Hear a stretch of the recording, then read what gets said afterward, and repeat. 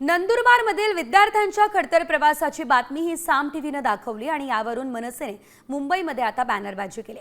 शिक्षणासाठी मुलांचा खडतर प्रवास असलेला फोटो मनसेने बॅनरवरती लावलेला आहे।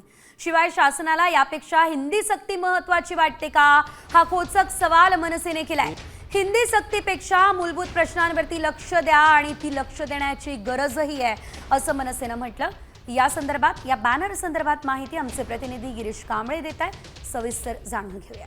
नंदुरबारमध्ये नदीला पूल नसल्याने शालेय विद्यार्थ्यांना जीव घेणा प्रवास करावा लागतो। झाडांना पकडून या ठिकाणी प्रवास करावा लागतो आणि या संदर्भातील बातमी आहे ती साम टीव्हीने लावली होती आणि आता याची दखल राजकीय पक्ष देखील घ्यायला लागले असून आता राज्य सरकारला देखील प्रश्न विचारत आहेत।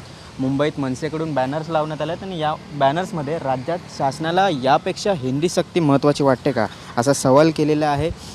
नंदुरबारमधील या ठिकाणी अक्कलकुवा तालुक्यातील जी केलखाडी पाड्यात आहे या ठिकाणी विद्यार्थ्यांना असा हा दररोज जीव घेणा असा प्रवास करावा लागतो आणि या संदर्भातील बातमी ही साम टीव्हीने लावलेली होती आणि त्यानंतर आता याचे पडसाद उमटू लागलेले आहेत। राजकीय पक्षांनी याची दखल घेतलेली आहे।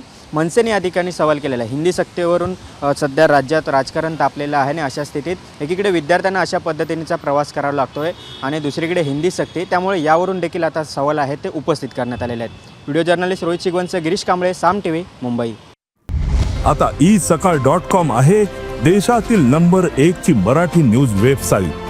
प्रत्येक अपडेटसाठी isakal.com ला नक्की भेट द्या।